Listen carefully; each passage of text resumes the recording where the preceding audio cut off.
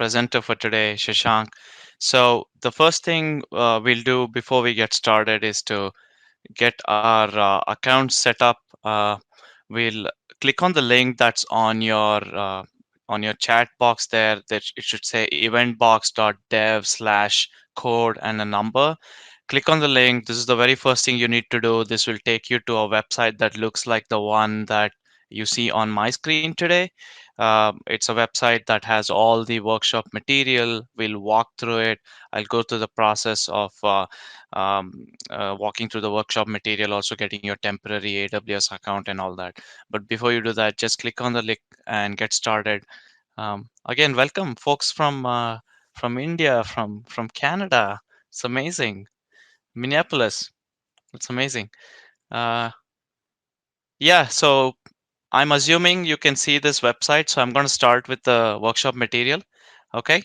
We are 11 minutes in, so I think we should get started. All right. So welcome to this workshop, PyTorch distributed training with Amazon SageMaker. Um, I'm assuming you have some familiarity with PyTorch, which is the main framework of choice for this. If you're not familiar with SageMaker, that's totally fine. We'll walk through what SageMaker is and how you train PyTorch models on SageMaker and also train it in a distributed fashion. We'll talk about what distributed training is, when you should use it, and there are a few different ways to go about doing this with PyTorch and SageMaker. So we'll discuss that. As I mentioned, this is sort of an advanced topic, if you will, but we'll try to introduce it in a way that makes it easy for you to get started, even if you don't have any familiarity with distributed training as such. We'll share all the tools that are available to you so you can take those tools and apply them to your models and your work. Okay, the primary focus here is not to teach you the science or the theory that goes into why things work, but to give you a good understanding of the tools that are available to you, just like PyTorch, just like SageMaker, so that you can be productive with using these for your work, whether it's school or research or your day job. Okay, so we'll get started here. Yeah, awesome. Thanks for confirming. I won't bring out names here, but thanks for confirming that you can see the website. And welcome from Mexico. Welcome. So happy to have folks from all over the world. Okay, so in this website, the first thing you'll notice is this link at the very bottom here. So click on this link. This link will guide you to the process of getting a temporary AWS account. Actually, before you click on it, there's instructions on how to go through that process. So if you click on Getting Started on the left, it should open up with two different sub options here. Section 1.1 on the left goes through step-by-step process with screenshots on how you can get your temporary AWS account. So it's guiding you through the process of clicking on the link, and you will be greeted with a page that has a pre-populated code. Don't change anything there. Simply click accept and continue, and then it'll ask you to sign in. And the sign in, it could be your one time your email address, where it'll send you a password code. In my experience, it takes like a minute and a half. So be patient. So click on it, give your email address, wait for the code, and once you get the code, you fill it into the account, and then you once you do that, there'll be a button that says AWS console. You click on that, and yeah, it'll open up the console, and boom, you have your AWS account. Okay, the whole process should take no more than a few minutes. The biggest lag here would be the duration of time it takes to get your code when you give your email address. So get started with this section. So section 1.1 walks you through the process of getting your temporary AWS account. This is key. So I will walk through the rest of the interface a little later on. Right now, just go through this process. I have kept I've made sure that the accounts are already ready and they have SageMaker studio notebooks already ready and running. So when you log in, I'll walk you through in the section 1.2. When you log in, you should have everything ready there to get started. So no setup is required. It's already pre-warmed up and set up. So go through this process for me now. Uh, Again, section 1.1, click on getting started, and then click on section 1.1 and follow the screenshots to get access to your temporary AWS account. Now, if you see any issues in the same Q&A chat where you've been posting, um, where you're joining in from, just post your questions there, post your comments there. And sometimes for me, even comments about something worked or something, I was able to get to this stage or something like that is helpful. So I know that at least some of you, if there's some issue or if there's an issue that's affecting everyone, or if there's a specific issue for few people. So just saying, hey, I was able to get to it, I was able to open the account, stuff like that is helpful for me. So I'm watching the questions live, so feel free to post them there. Go through section 1.1 and let me know if you have any questions. And uh, yeah, there's no small question. Just post all questions you get, because others may be seeing similar questions too. So I have similar questions and I can answer them live. Awesome.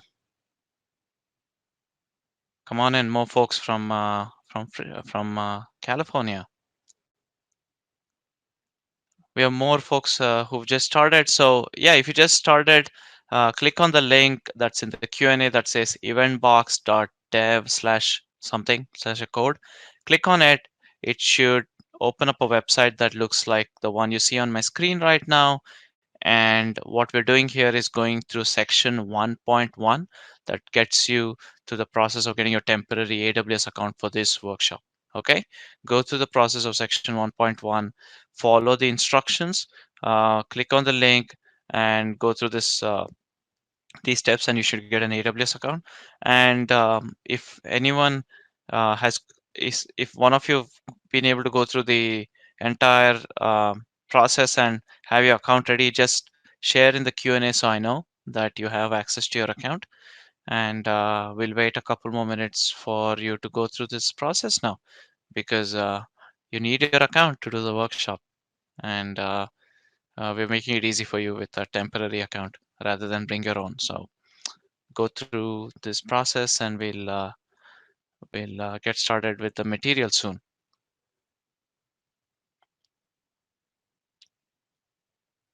And welcome everyone again. Thanks for joining. Uh, Always nice to see folks joining in from around the world. Thanks for being here. Awesome. Okay, I got my first confirmation that they are on the notebook. So all the instructions are hopefully clear then. Okay, so I'll wait whilst the rest of you go through the process of section 1.1. I'm just going to briefly go through section 1.2 on the live stream, just to talk about uh, how to download the workshop material. This whole section, getting started, is about getting your account and getting your material. So in section 1.2, if you're familiar with Jupyter notebooks, then you should feel at home, because this is a managed Jupyter notebook uh, service on the cloud, right? So you don't have to manage your own, servers and stuff like that. So this notebook interface should be very familiar to you. So go through the process of getting the material, and to do that, you'll click on File, open up a new terminal window, and clone the material. So there's a command there in the workshop website, and I'm going to do this live. So I'm going to be doing most of the workshop live with you, so that we're following the same steps. And if you're stuck somewhere, you can also see this. So I'm going to copy it, and I'm going to clone the repository as I'm doing right now. Again, if you see issues with font size not too big, you can't see my screen, just post them on the Q&A so I have a sense of where you are right now. So I'm going through the process right now. So clone the repository. It says double click, open the notebooks. So double click, open the notebooks. You should see two notebooks there. And then you click on the first notebook, and then you need to choose the PyTorch kernel that I specify here. Choose the CPU kernel, don't choose the GPU kernel. Um, so PyTorch 1.8, Python 3.6, okay? And say select, and that'll take a couple of minutes just to get the instance for this notebook ready. So that'll start the notebook kernel. Behind the scenes, it's actually provisioning this instance for you where you'll be running this code. Okay, so if you're done with section 1.1, go through section 1.2. This whole thing should take 20 minutes net or less, actually. Maybe 10 minutes, 10 to 15 minutes. So go through that, and if you have questions, of course, feel free to share on the Q&A. Okay, we have more folks just joining in right now. All right. Um, all right. Good, good, good. Um, good. Okay. Let me know. We'll wait a couple more minutes as you go through the process of one, securing your temporary AWS account, and then downloading the workshop material onto this notebook instance in SageMaker. Um, in section one, yeah, if you're stuck anywhere, let me know. Some of the console interface sometimes changes. It's just improves. They improve the usability. Sometimes buttons move in different places, so you can always click on uh, the search bar on top and search for SageMaker or search for any service to get access to service. And if some of the buttons have moved around, then it's possible. But let me know so I can go through the uh, experience with you on screen, so I can guide you if you're stuck anywhere. Okay. There is an issue with someone saying I'm unable to open Studio. So you should be able to uh, uh, hold on. Um, Give me a second. So you should be able to. I'm trying to get the. Give me a second. So click on the some of the user interface may look a little different. Sometimes they do move things around. So if you click on SageMaker Studio and then click on Launch Studio, you should see a user, and you should see an Launch Studio or Open Studio button there. Uh,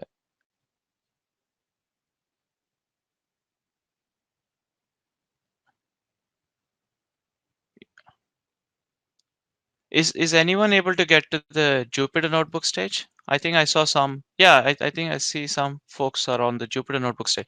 So don't worry about settings, other settings on the Jupyter notebooks. Just make sure you're able to come to the notebook instances, a notebook here, Studio Notebook, and that's all you need access to today.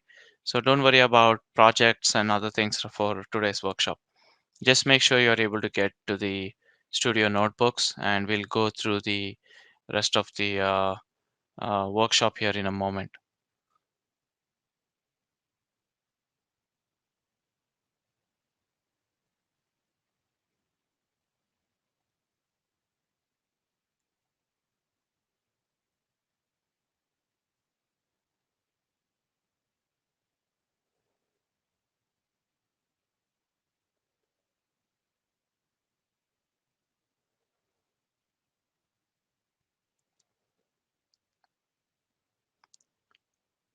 Couple more minutes as folks go through this. So I'll just maybe just sort of highlight the process. So you should see something like this when you go into the SageMaker console, and you can click on Studio. Few of the links have changed.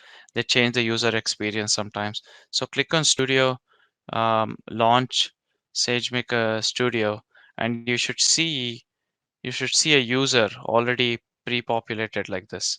Okay, and when you click launch app, you can select Studio. So just select Studio. So some of the user interface has evolved, but click on Studio. So so if you have access to the console, you should go through this process and be able to launch your Studio notebooks. Okay. And again, thanks for your question. Just let us know if you run into. Uh, okay, good, good. So folks are able to run through the notebook. Yeah. Someone else mentioned the interface is different. Yes, I think they pushed recently pushed like a console update where the user interface changed, and sometimes they ask you if you want the new console experience or the old console experience. So depending on which you chose, sometimes you'll get a new console experience, and some of the uh, buttons may look a little different, but in essence, go to the Studio, launch Studio app, and click on Studio here. So you should, I pre-configured all your accounts with a user. So you all should have a user, and the Studio should already be running. So if you were to do this from scratch, it would take quite a bit of time to actually launch the Studio domain and get access to a notebook. So these are pre-configured. So just launch your notebooks, and I'm happy to see some of you are inside, so you're already through section 1.1. Go through section 1.2 to get access to your notebooks, just like I did. I went through the process of cloning this Git repository. The link to it is already in the workshop website, and once you clone it, go to the notebooks folder and you should see notebooks. Okay. And if you're wondering what else is in this GitHub repository, basically all the stuff required to host this website is in that GitHub repository. So if you were to use this workshop website after the workshop, then you could run it on your own laptop or desktop. But for now, just focus on the notebooks folder, and we'll get started. Okay. Couple more minutes and we are in. So go through section 1.2. If anyone's done with the entire section 1.1 and 1.2, let me know in the Q&A. Uh, let me know in the Q&A, and we will proceed to the next section. So a helpful tip from one of our attendees here. Um, they said they prefer using the search bar on the console to get to Studio rather than the screenshot. So you can try that. So you can always use the search bar on top of the SageMaker console, and you can always use that to go to Studio or any service directly. So yeah, use the search bar. Search bar is awesome. Search is awesome. Okay. So if some of the screenshots look different, use a search bar and you'll get to where you need to be. Awesome. All right. We have awesome. So I'm getting some confirmation in the chat that you're done with section 1 point. Okay, let's get started with section 2, which is the meat of this uh, workshop. And I'll mention a few things about the workshop interface, of course.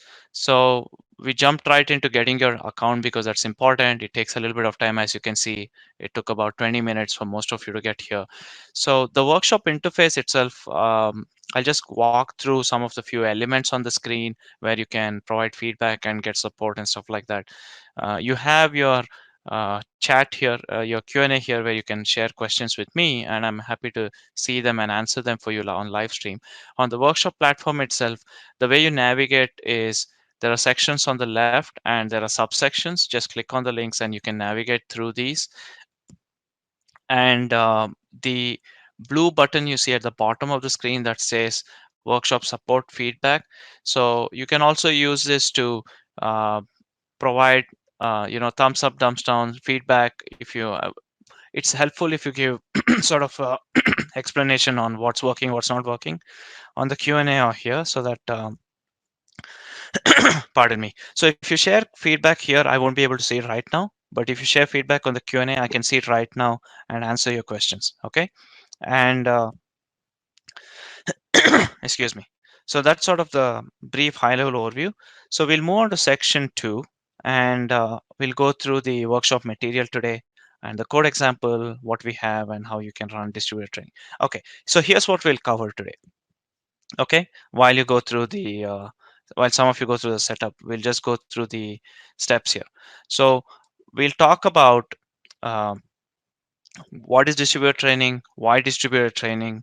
We'll talk about what is Amazon SageMaker and how do you use Amazon SageMaker with your favorite framework. In this case, it is PyTorch, uh, which is what you come here to learn about. Yeah, using with SageMaker, and then we'll talk about how you can use SageMaker SDK and SageMaker to be able to run training using your PyTorch code. Okay, so we assume you're bringing in your PyTorch script and how you can train this at scale with Amazon SageMaker, and we'll go through some notebook examples that you have access. So let's start with some high level why distributed training, right? So why would you consider distributed training? In most cases, what is your primary goal for training? Your primary objective is to reduce time to train, right? You want to get results faster and you want to train faster. So if you're taking a week and if you can do it in a day, then it's preferable, right? So that's your primary objective.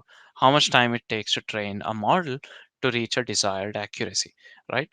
And there are different ways to go about speeding up training. Okay, you can obviously optimize your code, but there are at some point there's only so much you can do with your code, and you want to provide more compute, right? Can I give you more compute power so you can train faster? So there are two different paradigms here. So scaling up is a matter of if you're training on a specific instance and you replace it with a more powerful CPU or a GPU, then that's called scaling up. So all you're doing is merely replacing what you have with something bigger so it trains faster. Okay, this is always a preferable method before you go to distributed training. Okay, if you are training on a smaller GPU and you can get speed ups with bigger GPU, you should do that. Scaling up is always preferred, and once you hit a wall with scaling up, as in you are using the most powerful CPU or GPU you can, and you still need more performance, then you can go to scaling out. Scaling out is a process of taking your data set and code and using multiple machines to train faster. Okay, so these are sort of the two paradigms for getting faster results. So your goal is very important. Your goal is to get faster results, and there are two different approaches. So always scale up before you scale out. Of course, this workshop is about distributed training, so we are going to be talking about scaling out, which is how to use multiple CPUs or GPUs in order to get performance benefits, right?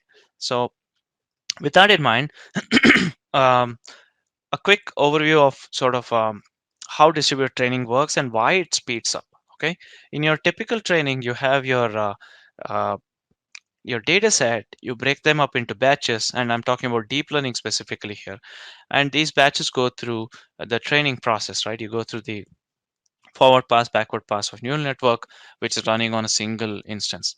Now, the bottleneck here is, of course, that you these batches have to go through sequentially, right? They go through sequentially. Now, when you have more compute or more CPUs or more GPUs, you can actually spread these batches to different instances. In which way you can have copies of your model on all these different instances. By instances, I mean like this CPU instance or a GPU instance on AWS, and because I see different batches, effectively you're training on a larger batch size at the same time. So in the first step, you have to go through this in sequential order, and in the distributed setting, you'll be able to process a lot more batches at the same time. Okay, so it it sounds simple in theory, but there are a few changes that you need to make to your code often, um, just because of the complexity of being able to manage multiple CPUs and multiple GPUs in the cloud. Okay, so let me, before I move on, let's take a look at if there are any questions available. Pardon me. Need some water here. Okay. Yeah, some questions on how long the accounts will be alive. So I've given a questionnaire of 2 hours. So at the end of the workshop, 2 hours after the workshop, you'll be able to continue using the account. You want to play around with the code and options and such. Okay. Okay. So, yeah, before we jump in, so there are a few different approaches to distributing your training.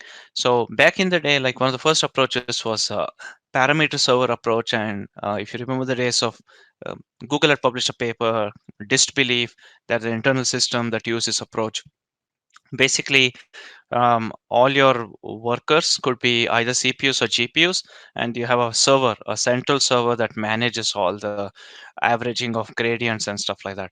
So you had this central node that was sort of a bottleneck, if you will, so which was responsible for um, taking care of all the different workers, and they would like run through the data set and give gradients, and the gradients were averaged in the parameter server, right? Since then, newer approaches have come into play, such as ring all reduce. Basically, you remove this central authority, if you will, and all the GPUs or all the CPUs can communicate with each other in order to perform an all reduce operation. An all reduce operation is a way to average your gradients across all the different nodes or all the different processors.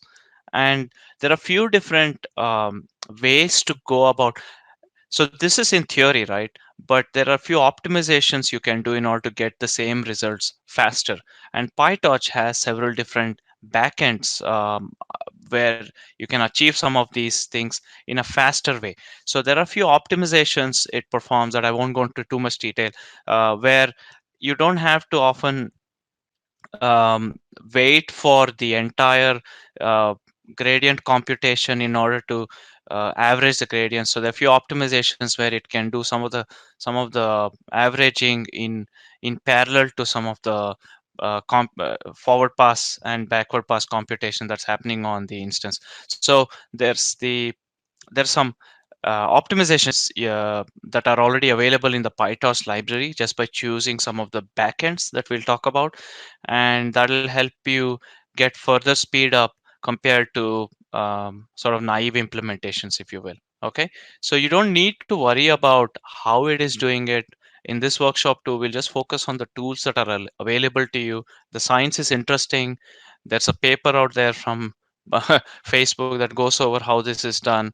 There are other papers that talk about ring all reduce, like the Horoward paper that came out a few years ago. If you're interested, the science is interesting, but for us, most of us, I think what we want to focus on is the implementation and how we can um, get productive with this. Okay, so uh, again, before going to the code, I'll just talk about how PyTorch and SageMaker interact with each other. Okay, so you're familiar with PyTorch. It's a deep learning framework. You write code on it, you train models, and you may or may not be familiar with SageMaker. In this case, SageMaker is responsible for managing the infrastructure for you. Okay, so you bring in, if you look at this diagram in the web page in section 2.2, you bring in your PyTorch training script. Okay, you bring in your PyTorch training script, which is your whatever code you have training a different model, and then you bring in your uh, SageMaker SDK API. So there are a few different functions called estimator and fit. So you write these two artifacts. Okay, you're already familiar with writing PyTorch. You learn how to write these estimator functions in SageMaker, and once you do that, SageMaker is responsible for managing all the infrastructure for you. So what happens behind the scene is you write this PyTorch script, and you write an estimator where you say, I want you to train this on like 8 GPUs or 8 CPUs using specific versions of PyTorch, right? And this is the location of my data set. That's it. So you provide this information in the estimator function. Behind the scenes, again, you don't have to worry about what's happening to the left of this red line, so to the right of this red line. But here's what's happening. So behind the scenes, it'll take your PyTorch training script. If you specified PyTorch version 1.8, then it'll go get the 1.8 version of the container, drop the script in, and then it'll go through the training on specified number of instances that you specified. So if you said you wanted this on 8 GPUs, then it'll go run it on 8 GPUs. Okay. And it'll also manage your dataset movement from Amazon S3 to the training instances and back again. Also save your models and other metadata back. Okay. So this is sort of like I describe it as a shared responsibility model. So you are responsible for writing PyTorch script, training script. You are responsible for updating your training script to do distributed training, and we'll talk about what those updates are in the code example. And then you are responsible for writing the SageMaker SDK estimator and fit functions. Okay, you are responsible for that. SageMaker is responsible for taking care of the infrastructure.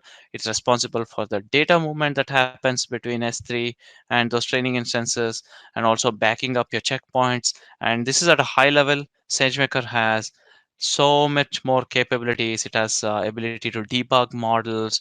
There's orchestrate pipelines with sort of like your CI/CD.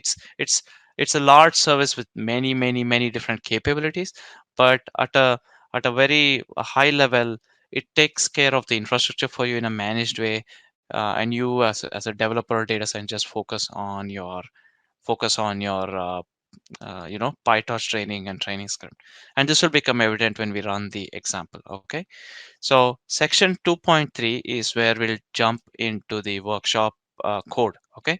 So open up the first notebook. Some of you have already opened it up and you're inside. So open up the first notebook, and now let me go through it and you can follow along with me. Okay. You can execute this section along with me.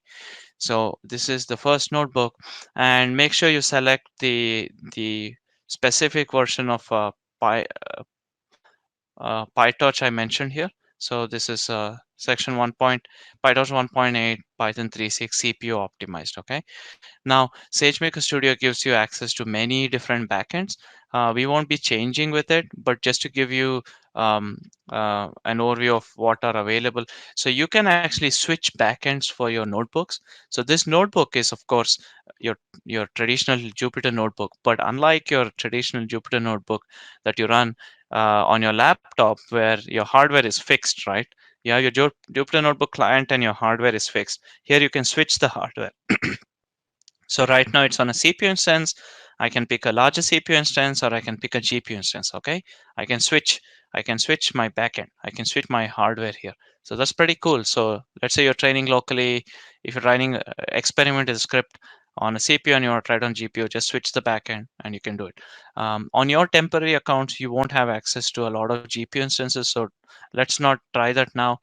You can give it a shot after the workshop, because I'll keep the account available and running. For now, let's go through this example.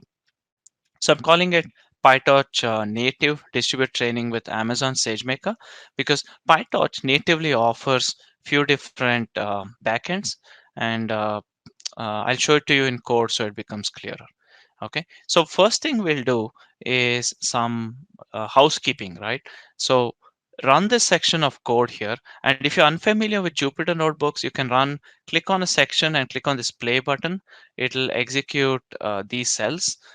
Basically goes through the Python code and executes them, and if there is any output, it would display it at the bottom of the cell. Okay, so there are a few housekeeping stuff here, and I'll just briefly go over them.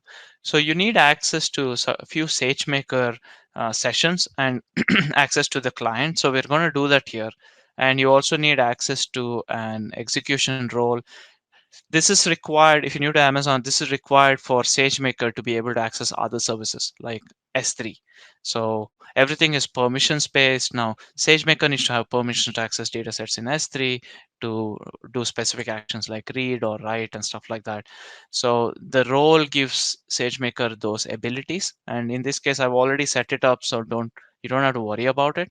And I'll also share get a default bucket to save my S3 models in SageMaker. So there's a bucket, and I'm going to just use the default one. You can specify. Now for the specific code example, we'll be using the Cypher10 dataset. It's a pretty simple model, a step up from MNIST, but nothing like the models you're probably training in your day day-to-day job or your research. So this is a um, smaller data set with 60,000 images, small, 32 by 32 pixel color images. So I'm going to use Torch's native datasets capability to download this dataset, and I'm going to download this locally onto this notebook instance and then upload it to S3. Okay. In your case, you may have your dataset already in S3, or you may upload it to S3 via different mechanism. But for purpose of this demo, we'll download this dataset. It'll take a couple of seconds, and once it downloads, we'll push it to upload. We'll use this upload data function to push it to Amazon S3. Okay. And as I'm going through this, feel free to go through this. And if you run into anything, let me know in the questions. You've been great at asking these questions so far today. So please put them in the Q&A so I know that you're making progress, and I know that you're not stuck anywhere. And I know that I can help you and others who have similar issues if you run into issues. Okay. So as soon as it did that, it's uh, it's uploaded so here's the location it uploaded the data set to. Okay. And you can go to your SageMaker account, and you can actually you can go to your Amazon S3 here, and you can take a look at the account. Okay. So take a look at the data set that it's available on S3. All right, so I won't do that now. So let's go through the next section, okay? So the next section is where you'll specify hyperparameters. Now, it's important to specify these hyperparameters um, at this level and not hard code them into your training script. And here's why. If you hard code this into your training script, you can't run experiments using SageMaker. Let's say you want to change some of these variables and run a second distributed training job, then you won't be able to do that. If you hard code it into the training script, you'll have to go and modify that. Whereas here, I can merely change these numbers and then rerun this notebook, and then I can spin up multiple such jobs. Makes it easy to experiment. I can even run these training jobs in a loop that can span multiple values for these if you want to run sort of an experiment that goes through what is the effect of the change in batch size on your training, that sort of thing. Okay, so I specify these hyperparameters up front here. And the third step here, I'm going to execute this cell. And the next step here is to specify your PyTorch estimator function. Okay. After this, we'll go into the PyTorch code now. Okay. At this point, what you want to do is provide your PyTorch training script, and this is your PyTorch training script with few modifications, and we'll talk about what those modifications are. Okay. This is your PyTorch training script, and then you'll specify where it is at. It's in the code directory. So on the left, you should see a directory called code, and this code directory should have the specified file that you see here. So which is the Cypher 10 distributed native CPU dot py. Okay, this exact um, this guy here. So this guy here should be here. Okay, in the code directory. So you specify that code directory, and a couple more options that are optional, like where you want to share the training job information and all that. And then you go down this path, and then you uh, specify two important things here. Okay, these two are very important. The first is instance count. So since we are doing distributed training, we want to be able to train on large number of CPUs or GPUs, right? So in the estimated function, you can specify how many you want. So you can say I want 2 or 4 or 8 or 16 or 32 or 64 or whatever it is, right? It's as easy as that. Just set this variable, and SageMaker will spin up those instances, those number of instances, so that you can do training on them. And the instance type is what type of instance. If you're new to AWS, these are basically different types of instances. A C5.2x large is a CPU instance, a compute optimized CPU instance type. Okay. And there are GPU instance types that you can put strings here, and these strings are available excuse me, are available on the SageMaker website. There's a whole list of which to choose. Okay, and later I'll share some resources on when to choose, how to choose the right GPUs and all that. So for now, instance count and instance type are the most important things here. How many you want in your distributed cluster, and how many or what type of instance you want copies of.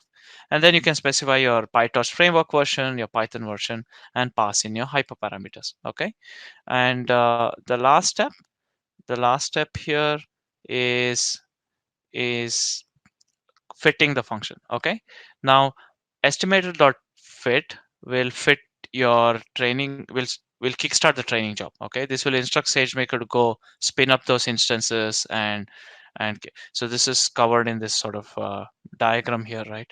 It'll kickstart the training instances, and then it'll copy the dataset from S3, and it'll save the model back in S3, and so on and so forth. Okay, all that sets into motion when you call the fit function. So I'm going to run this.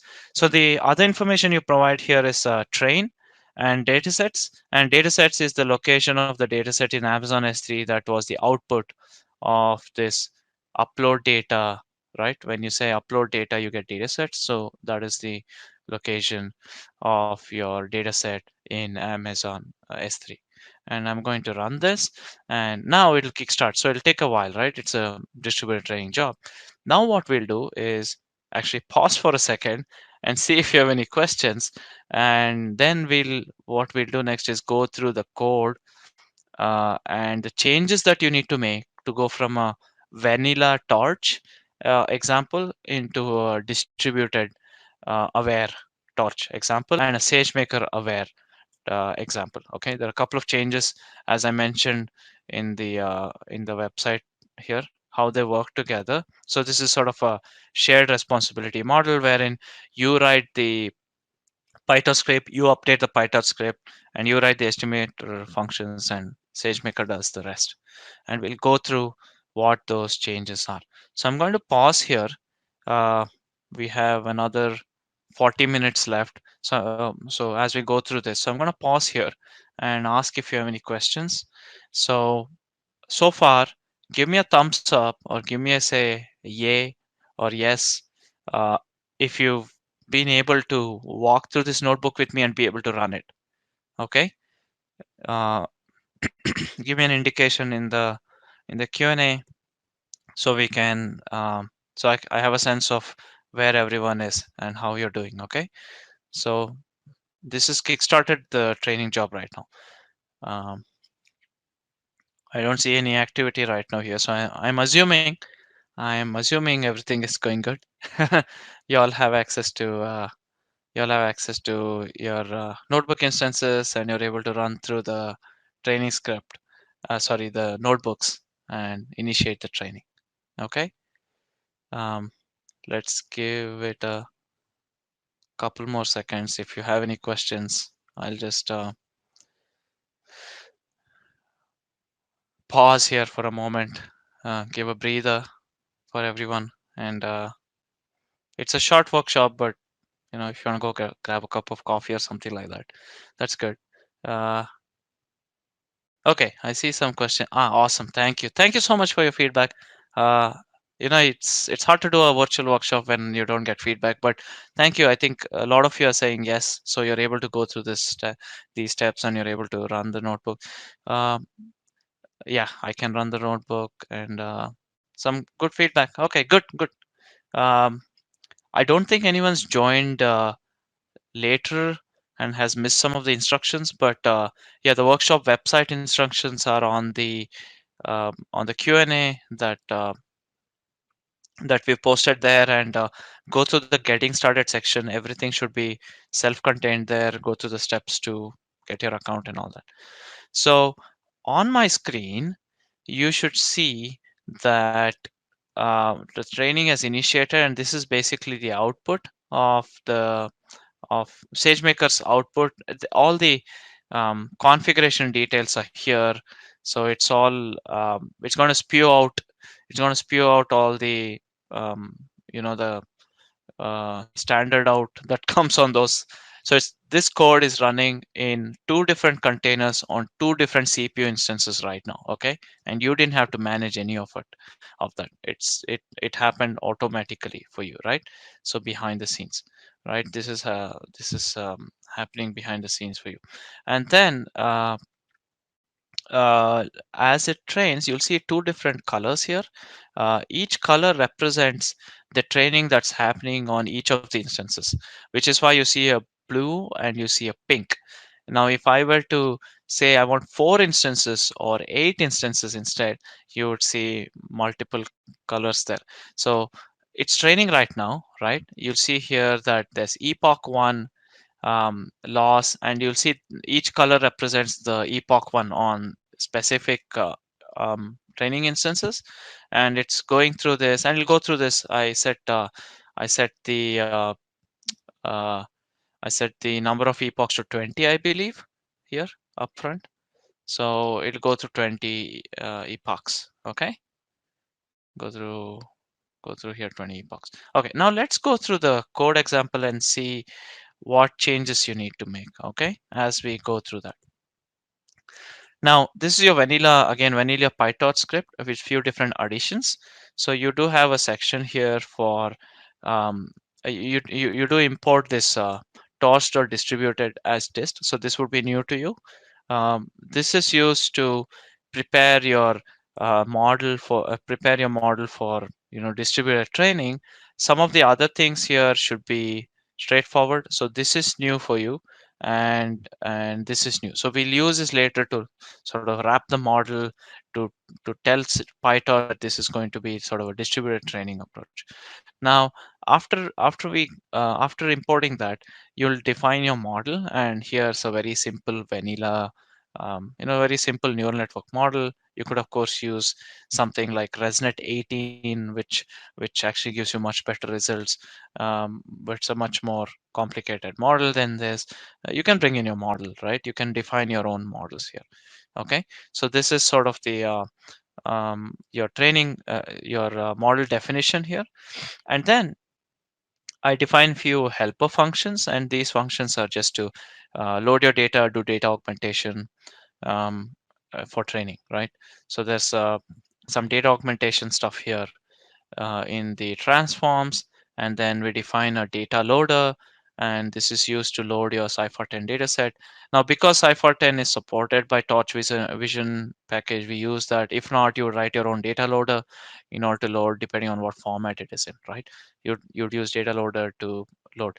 Now, the interesting thing here is you see that so your data set was uploaded to Amazon S3, but this script is running in a container on an instance in the SageMaker provisioned instance, right? A cluster. So how does it get access to this data set? So SageMaker will pass this training directory information through to the script as a command line argument after it copies the dataset from S3 to that instance. So it before the training kicks off, it copies the dataset from Amazon S3 into the instance where the container is running and mount that into the container and give you a local path to that dataset. That local path is then fed into the script. So SageMaker does all of this. You don't have to worry about it. So it's doing the dataset copy, mount that into the container, get a local path to that dataset, and then provide it to the training script. So in your training script, all you need to do is specify this default location, and the dataset will be available there. And in our case, if I scroll all the way to the bottom, there is a there is this data dir command argument, right? So SageMaker will pass this argument, and in your code, all you need to do is use this data dir variable, also this environment variable, and you can be sure that the data set is available there, because SageMaker will make sure that the data set is copied to that container location, so that your training scripts have access to it. Now, I've not done it here, but sometimes you have large models that you can't copy. SageMaker can also stream that data set. So there's something called a pipe mode, wherein it can stream that data set. Let's say you have 2 terabytes of data set in S3. you can't copy all of it obviously to every single instance, in which case you can stream the data set. It's called pipe mode, which is not covered here, but it's something you can use. Okay, and then so there's a distributed sampler, uh, because it runs in distributed training. For the sampler, we'll use the distributed sampler, uh, using the train data set from the loader. Okay, and here's where we create the loader, and then we pass the sampler here. So we pass the train set, batch size, and the sampler. Okay, we're just defining our data set loader. We also define the test loader, because you want to evaluate the models. That's how you see the accuracy that I was showing you there. And then, so there's a step here because we're doing a multi-node CPU. There's a step for averaging the gradients, and you won't need to do this step if you're running this on GPUs. So the average gradient step will go through the process of taking all the. So you'll do a um, forward pass, a backward pass, compute the gradients, and then average the gradients, and then use the gradients to update your weights. Okay, so when you average the gradients, if your train is independently, you'll generate two different gradients and you would update two different models. Whereas once you get average the gradient, you use the common gradient to update the models. Okay, so that's the averaging part. And then finally, you have your own training loop here. So in this training loop, again, couple of changes here. So one of the changes here is to this whole section that says is distributed. So if it is a distributed training job, then we get access to sort of the world size is how many instances you have. If you had 8 instances that you're distributing onto, then your world size is 8. So there are 8 instances in this world. Okay, and rank is what who am I uniquely. So this script is going to run on all the 8 instances, but how do I know what my number is, right? So that is rank. Now in I may be the second instance or the fourth. Of course it's arbitrary ordering, there is no ordering there, but it's each script knows who they are uniquely. Okay, this is important because there are some operations you only want to perform on one and not all of them. An example of that is if you want to save your checkpoint or save your model, you don't want to save 8 copies of it. In this case, 2 copies of it. You just want to save it on one of them. So you can use this rank information to know who am I uniquely, and use that information to do specific things that you don't want everyone to do. Okay, so that's world size is how many instances you have, and rank is who am I uniquely. Okay, and this this is where you initialize the init process group is part of the distributed training package as well, that's required to specify what your training backend is and your rank and world size. So this init process group, remember it runs on all the instances, right? So this helps these talk to each other, so they know that they're part of this distributed training group and they need to communicate with each other and what kind of backend to use. So PyTorch supports few different backends. The backend that we are using here to do the distributed training, the backend that we are using here is called glue, which is commonly used for CPUs, can also be used for GPU. But if you want good performance with GPUs, NVIDIA offers a backend called Nickel, and PyTorch supports it, NCCL. So you can use Nickel. In this case, I'm doing a CPU only training, so I'm using Glue, GLOO. And I believe I made this hyperparameter. So you can make anything a hyperparameter, right? So you can actually switch. So if I were to run this script on a GPU instance, I would switch the backend from Glue to Nickel. And then I would get better performance on GPUs. Uh, moving back to our script here. So that is the backend here, and it's a command line argument that gets passed because a hyperparameter that you can consume it in your model.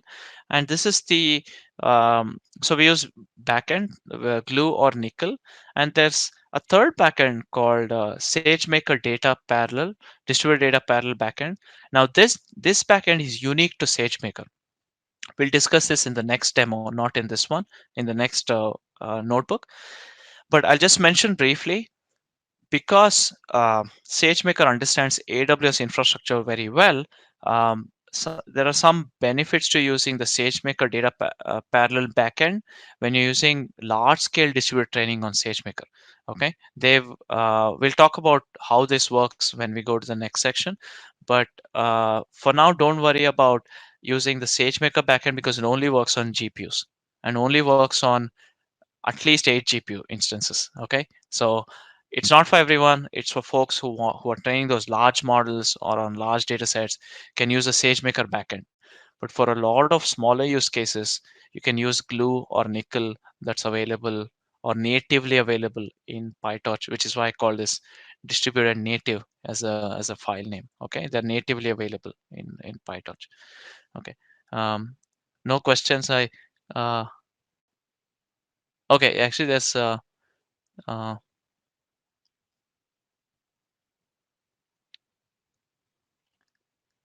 few questions here. Let me finish this notebook and we'll try to answer them. Okay, let me finish this. We'll try to answer them. Okay, after that we have after that I think it's just your vanilla PyTorch training. So you get your train loader, your test loader, and then you get your model, and then you do this extra step of converting your model into a distributed data parallel model. Okay, so this is again instructing PyTorch that this model is being used in a distributed training fashion. The interesting thing to note is that the the okay, I won't mention it because it might confuse the train of thought. So there are other approaches to doing distributed training with PyTorch with that NN data parallel, but I won't confuse you if you're not already familiar with it. But let's just go through the script here. So distributed data parallel. So this will make sure that PyTorch is aware that this is a distributed training job, and the training loop should look very familiar to you. No changes here. The one change here is that if it's a distributed training job, then you do the gradient averaging. This is the function you described ahead there. And finally, there is another small change that you need to do, which I mentioned earlier. So saving models. Now, if you're doing distributed training on 8 instances, as I mentioned, you don't want to save checkpoints or models on every one of them. You just want to save on one of them, right? Which one is arbitrary, because there's no ordering to these number of instances. It's all arbitrary. So pick the one, pick, it's convention to pick zero, rank zero, which is like quote unquote like a master or something, but there's really no master if you're doing all reduce here. So pick zero and say if you're in rank zero. By rank, remember, rank is who am I uniquely, right? If I am unique instance number zero, then I will save a model or save a checkpoint, else don't save it, right? So yeah, otherwise don't save it, so that only one of the 8, or in this case one of the 2 instances, will save the model.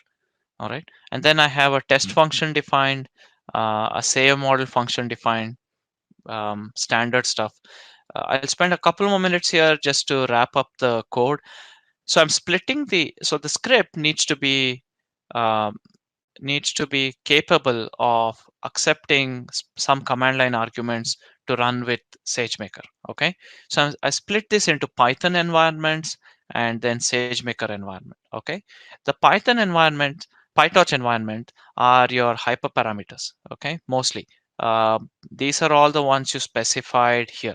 So epochs, learning rate, momentum, batch size, backend type, and so on and so forth. Right. So your these are your command line arguments that can be passed, that SageMaker will pass to this script when it launches. So remember what happens. It'll spin up a container on, if you say eight instances, and when it spins up the container, it'll run your script. It'll run the script and it'll pass these. It'll take your hyperparameters from the estimator function and pass it to the script. Okay. So these are all your PyTorch environments, which we consume in the code, like batch size and all that.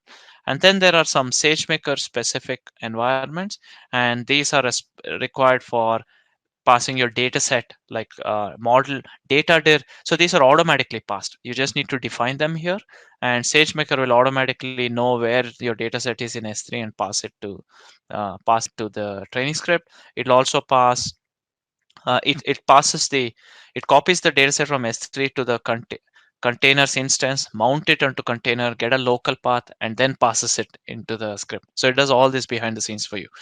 And also the model directory is like where you want to save the model in Amazon S3. Okay, eventually you want to save the model as a backup, right? And hosts and current hosts are only for distributed training, so that you know how many hosts are there and who the current host is. So this is basically a world size and your rank, which is like who am I. So SageMaker will again uniquely assign a number to each of your instances.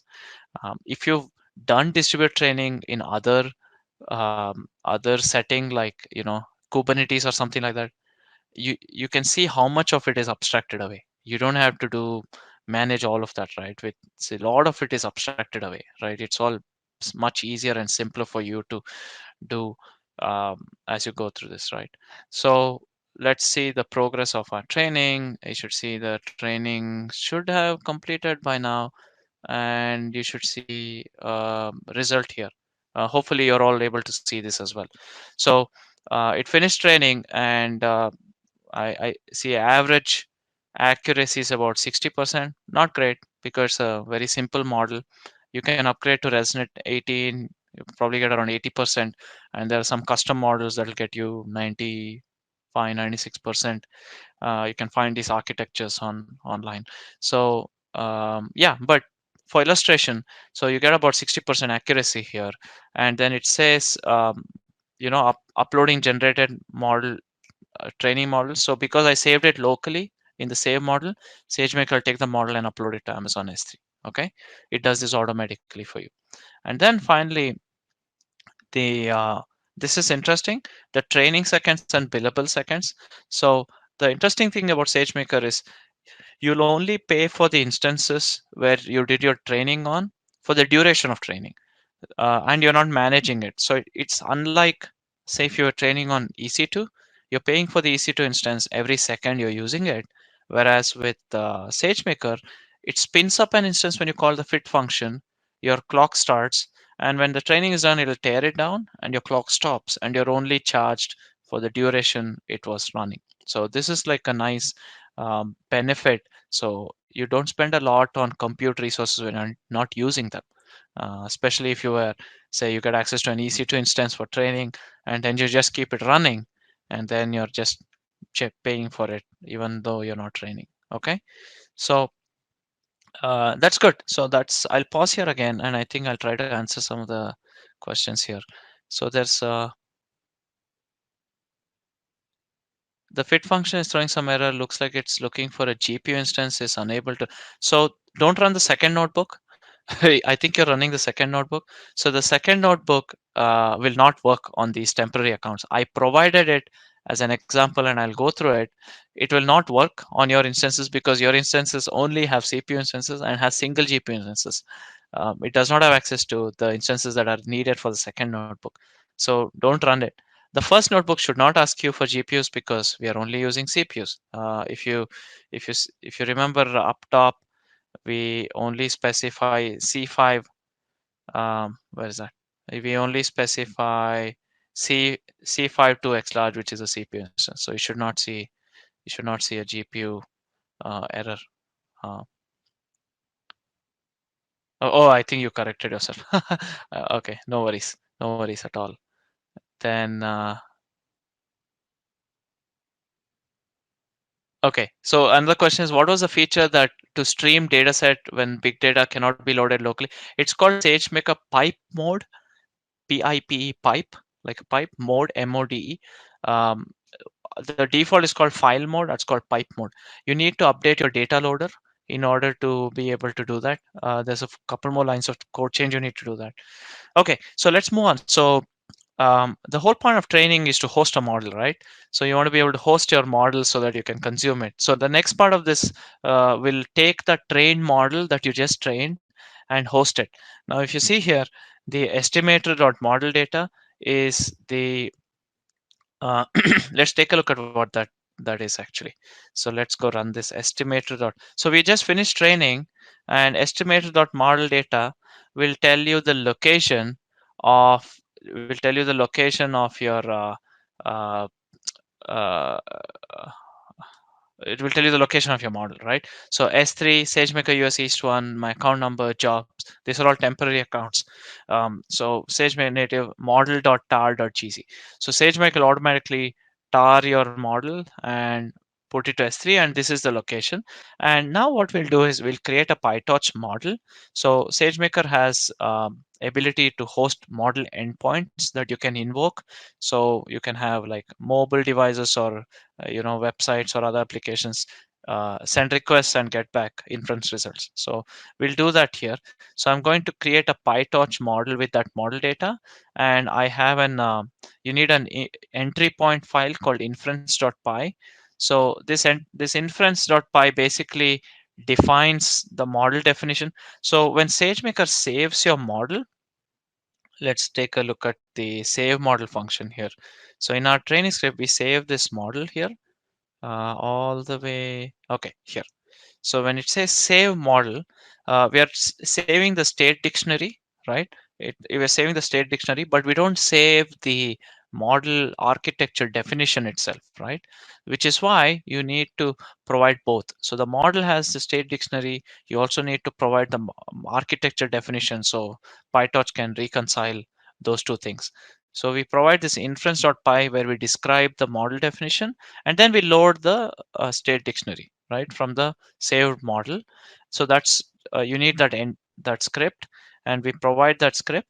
And then when you say model.deploy, SageMaker will now host an endpoint. Okay, it will now host an endpoint as soon as this loading thing here is done, and then we can ping the endpoint, submit some requests, and get back results. Okay, we'll do that. So I'll pause here. If you're running this, go through this section, run this code. If you have any questions again, yeah, feel free to let us know if you have any questions, and we will pause here just a moment just to make sure that if there are any questions, try to answer them for everyone here. No questions so far. And also, yeah, let me know if everything's going good, and uh, everything's going good and you're able to excuse me, and you're able to go through all these steps. Mhm.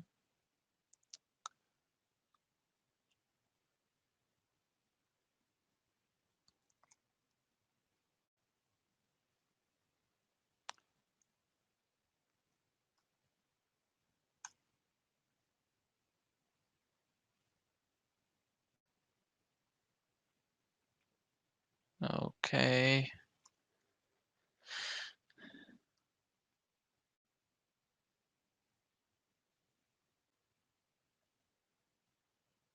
some silence here. Okay, thanks. Thanks. I think Matthias replied with the pipe mode for the question about how to stream dataset. Yeah, that's the one. That's the one you want to be able to.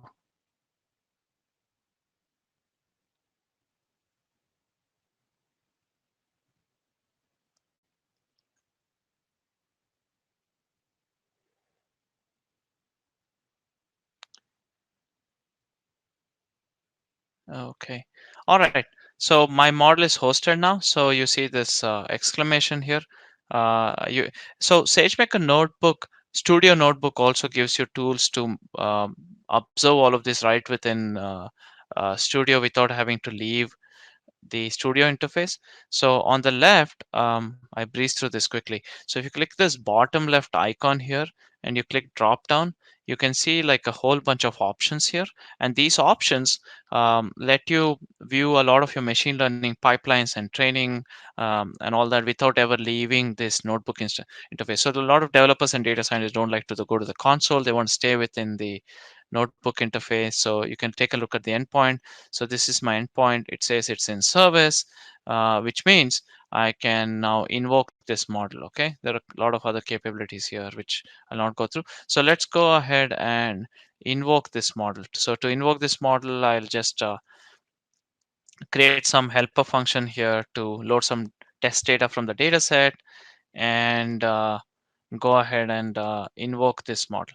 Okay, so yeah, so it picked up some random 4 images, and the ground truth is like dog, horse, truck, and it says all are deer. The model could be trained to be better. Let's try to run this again. So uh, truck, bird, cat, deer. So it gets deer right. So it's not very good right now, but yeah, so it's 60% accurate, so it's almost like close to chance. But I could increase the number of training epochs to get some better accuracy, or I could update the model itself, model definition itself. But this will give you an example, code example of how you can host your endpoints. Okay, model endpoints. Now, again, do I see some questions here? Go to the end with pictures. Awesome. Good. Thank you. So yeah, someone commented that they were able to get to the. I don't know if you all can see your each other's names, so that's why I'm not calling out names. But yeah, I don't know if it's just me that sees these questions or if all of you see all the questions. I'm not sure. But I don't want to bring out names if you all can't see each other's names. So yeah, thank you for giving confirmation that you were able to host the model. So you can always go to the SageMaker console and take I let me see if I can do this. No, no, give me a second. So here, let's go back to studio. Am I at the right account?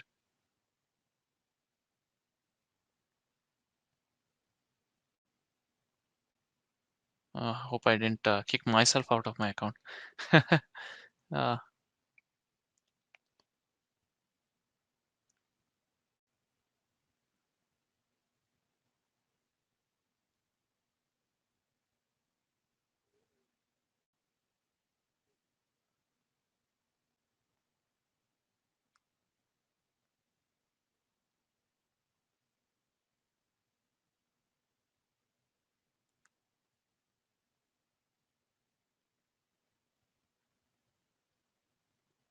oh, this is not my account. I apologize. I apologize. Give me a second. Um,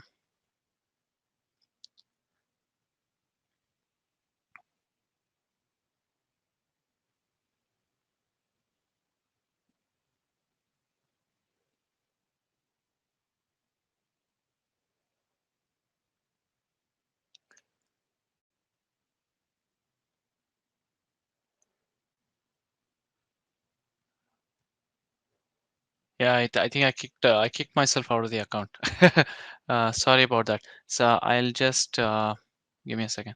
So that brings us to end of the first distributed training notebook. So the second notebook, let me go through the second notebook here, which is I'm calling it bonus for a reason. The reason is that you can't run this right now on your instances because you don't have access to the specific GPU instances that you need in order to be able to run through these notebooks. Okay, so the example here is uh, about using the SageMaker distributed data parallel backend for PyTorch, and it does few things differently. By differently, it when you start to scale out further, like you start with 2 instances CPUs, and then when you start to push the boundaries of like what GPUs are capable, right? At some point,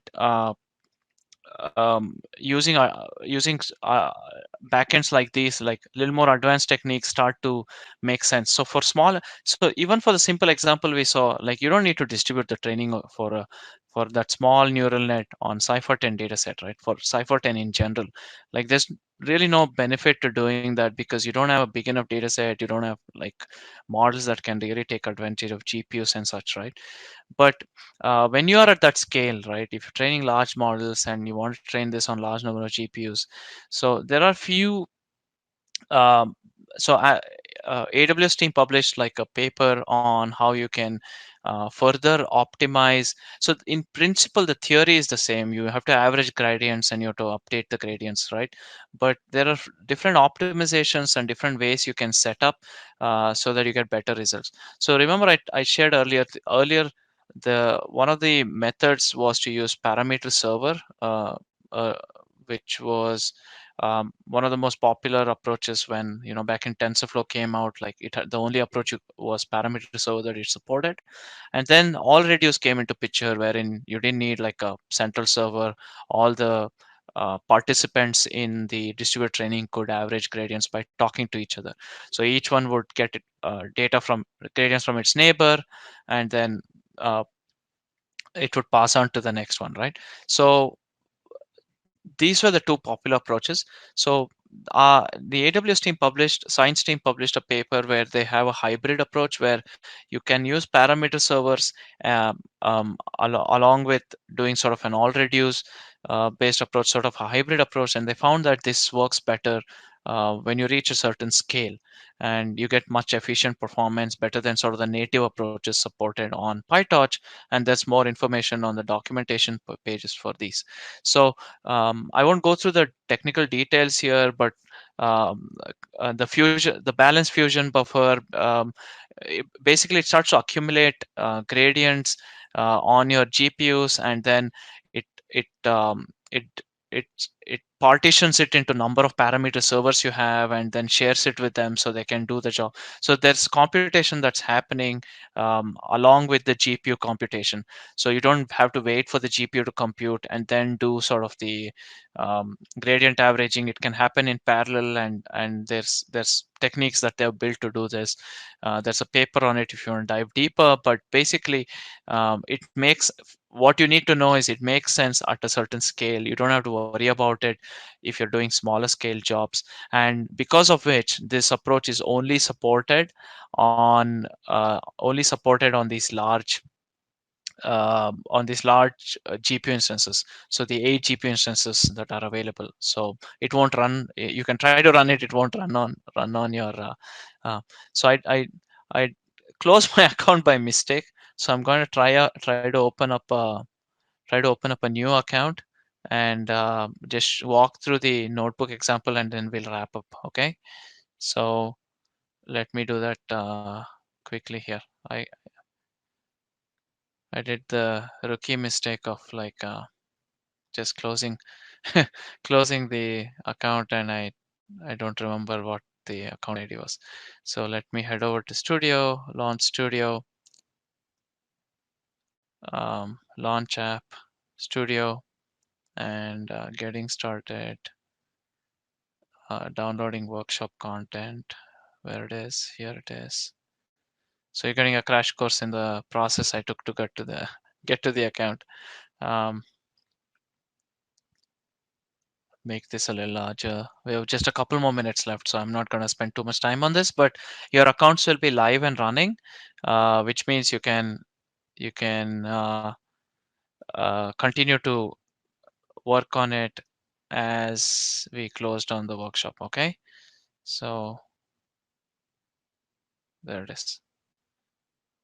I think the second notebook that I shared with you already has sort of the output on it, and this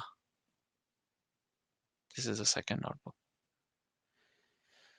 Okay, I'm not going to run this, so that's okay. So this notebook I'm providing as an example that works, that you can use if you were to run distributed training. There are a few different changes. So because SageMaker is going to handle the distribution with its SageMaker's distributed data parallel backend, you need to do a couple of changes to the estimator function, like provide these distributions and mention that it's a SageMaker's backend, not the PyTorch native backend. The rest everything looks the same, and the notebooks, the GPUs that are supported are these. only these 8 GPU instances are supported, so it won't run on this account. But if you were to use it, then you can use these three here. And then yeah, the rest of it should be similar. The code changes are different as well. So the very quick uh, high level overview of the changes is that the backend back then was Glue. So here this backend that you'll use is this SMDDP. So it's a backend that SageMaker provides, that you would use with PyTorch. Rest of the code should look very similar to you. So there's not a whole lot of changes. You just need to use the new backend. So that's sort of the main reason, main thing about this bonus example. Um, Feel free to take it to your own accounts if you have access to those GPU instances and run it. I would have wanted to give you access to GPUs, but unfortunately, these temporary accounts don't come with these. There's nothing I could do about it. I tried, trust me. So yeah, uh, that brings us, I think, um, to the end of the workshop duration at least. I mean, we can keep going, talk about the nuances of a lot of these things. So I will also share some cleanup resources. You don't need it because this is a temporary account. You're gonna walk away from it and everything's going to be fine. But if you are using your personal AWS account, I think there are a few things you should know. You need to delete your endpoints. People always forget this. The endpoints are your models that are hosted. They incur charges, right? You need to delete your endpoints. You need to delete S3 objects that you have. You need to delete SageMaker app. So there's a section here that shows you how to do this. And also you need to um, you need to uh, yeah, that's about it. And yeah, please feel free to leave a survey. If you're seeing it at two different places, I apologize. You should see some survey either on your workshop platform website. I will see this directly if you leave feedback here. Please, I think the webinar platform will also show a feedback, which is used to sort of improve the program and rate. So um, if you have to choose the webinar platform one, but if you leave both, that's great too. So I appreciate all sorts of feedback because that's how we keep improving the content. Whether it was do you need more time, do you need less time, do you need you know specific things, how to improve, and what worked well, what worked great, so we know how to repeat what worked great as well. And the appendix section has sort of some resources to the documentations and link. And then finally, some resources, some blog posts that I have on distributed training, but also on choosing how to choose the right GPUs, how to run experiments, and so on. So feel free to check them out. I put them on Medium, where I like to write. So there's some resources there. The link should also be here. And of course, feel free to reach out to me on any of these um, social media links and check out my blog as well. And I will pause now. I know we're at the end of the webinar, sorry, workshop slash webinar, I guess, virtual. Uh, uh, Feel free to shoot questions to me later on, and the accounts will keep running for at least 2 hours, at least 2 hours. So it's 8:30 now, 9:30, 10:30 Western time. So at least till 10:30, you should have the account. So if you want to play around with it, try different things, uh, feel free to continue to do that. And then it should auto terminate. And as far as the content is concerned, this website will go away. It will stop. It'll cease to exist. But um, let me give you another link that will stay almost indefinitely. I would say, without committing to. So let me post it at the. Can I post in the Q&A? Okay. So I posted a link at the Q&A right now. Oh, I'm sorry. I think I replied to someone instead of posting it in the. I'm still doing that. I don't know why. Okay. Uh, Actually, if someone on the webinar team, if you can help me post that link, that would be great. So it's basically a link to this website that will stay on for a lot longer. So it's just hosted. it'll stay on for a lot longer. You can go through the material without having to host it yourself locally.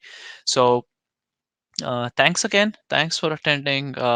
We have folks from all over the world actually, and it's nice to see that. I hope you enjoyed the material, and I hope you enjoyed the workshop. And again, please feel free to leave feedback. And if you have questions, reach out to me, and the accounts will be available for you to further test out your code and play around with those hyperparameters and all that. So with that, I'll say bye and thanks for attending.